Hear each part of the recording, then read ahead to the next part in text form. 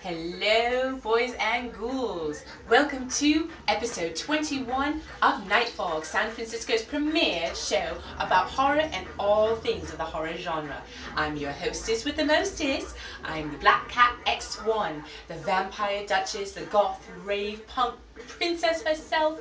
I am the mistress of the slithering claw, here to welcome you and to say if you see me, it's Saturday. So let's get started, shall we?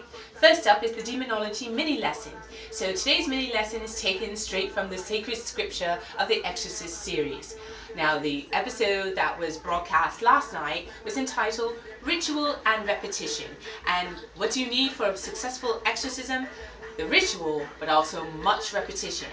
For example, when you're praying, if you pray or you're trying to get better at baseball, for example, or football, what do you have to do? You have to do repetitive exercises.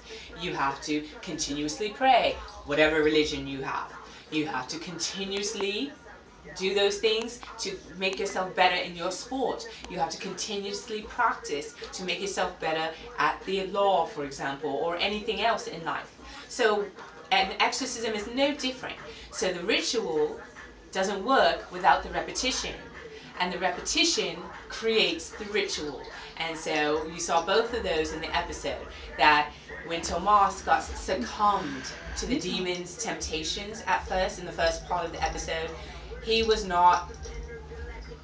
using the repetition. It was luring him into the darker regions. But repetition is not supposed to be mindless. That was the key. He was just becoming mindlessly St. Michael the Archangel, and he was just repeating it over and over until it was not even meaningful. So the ritual has to be meaningful, and that's because the repetition has to be meaningful. So both parts work together, and both parts make a whole. So that was your Demonology mini lesson, so keep that in mind. Moving on to Santeria secrets. So we started talking about Yemaya last week, the goddess of water associated with the Virgin Mary, and especially the Virgin Mary of the oceans or star of the sea. And so those are the incarnations of Yemaya if you're talking about the Catholic side, the Catholicism. One of the things that is sacred to Yemaya, one of the things, her elements, is water. And water is very important because Yemaya, as the Virgin Mary, is a mother. So, all those who are mothers out there, you know the child is created in a water-filled sack. And the other thing is, because Yemaya controls the oceans, she's the goddess of life and death. Because you know how beautiful the ocean can be on a relaxing day at the beach, but you also know how quickly that relaxing day can turn to tragedy when a riptide occurs, or the water currents are very strong, or even surfing. I've seen many of my friends, even Hawaii, even on days that they're not supposed to surf and they try to go out and they've suffered broken bones. Water is soft, but it's also powerful. So that is Yemaya's element. And this is the month of December, which is her month, and the month of creation and happiness, light, and good tidings. So I wish you all blessings, Ache, in the name of Yemaya. Now we do a little segment called Survival of the Fittest. And I nominate this week the band from Z Nation. That's right, our intrepid band of brothers led by a sister. I know there's another girl in there, but I just like that phrase. Okay, so why did I nominate our little Z Nation group? I nominated them because they are diverse. If you include people like the Chinese doctor and all the people they pick up along the way, but they're also diverse in their outlook. Not just racially, not just ethnically, but they're diverse. You have Doc, who survived the 60s, and somehow he's actually turned out to be more of a warrior than even he thought he could be. So I like that. I like the fact that there's a development and a growth. Everyone has a stock character. Murphy is always in it for Murphy, but he shows surprising tenderness when he had his daughter. It took him a while to get there, but by the time of Lucy's demise, and even now, we see he's a bit of a changed person.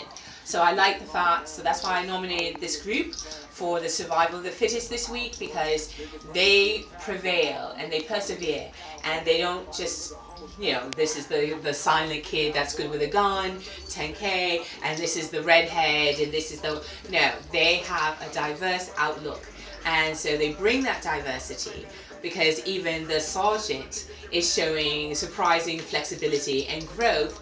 She's not just an army robot. She has skills and she has feelings, and she's shown a little bit of humor and flexibility. So for me, that's one of the things that's key to surviving an apocalyptic situation.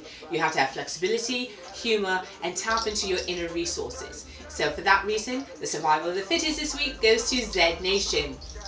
All right, and so finishing up, we're going to talk about the character of from Alien vs Predator that was portrayed by Sana Lathan.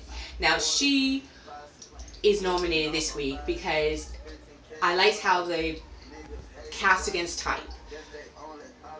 You wouldn't think that she would be the expert on the ice, but she is. You wouldn't think that she had the knowledge of the archaeology and the background that she does, but she does. You wouldn't think she has toughness because she looks kind of small and frail, but she is one of the toughest characters. And in fact, she actually survives to the end of the movie. And for that, I say I'm very proud. Bravo, excellent, and that is why I nominate her this week to be the character to watch in the horror shows. Alright, or in the horror movies, I should say. Alright, so that was it. It's a little brief and breezy episode this week, but I wanted to get it in. I wanted to nominate those people and let you know what I have my opinion about.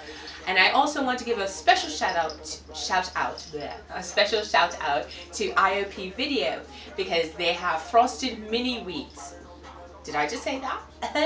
Edit. Okay, they have frosted mini fears on YouTube. So again, that's Frosted Mini Fears on YouTube. It's a channel devoted to horror. They produce their own short films. They have their own spin on it and their own take. And I think it's interesting. So you should check them out. They have a whole lot of offerings that they have just... So keep it fresh.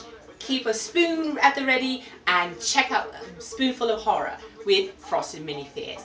Alright, and so that's your girl, the Black Cat X1. And please do check out my blog, www.theblackcat x1presents.blogspot.com, and that's where I write a new horror fiction every Tuesday, and I post it.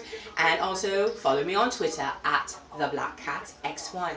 So until next time, I'll see you soon. This has been the Vampire Duchess, the mistress of the Slithering Claw, the Black Cat X1 herself, saying to you, ciao ciao, meow meow.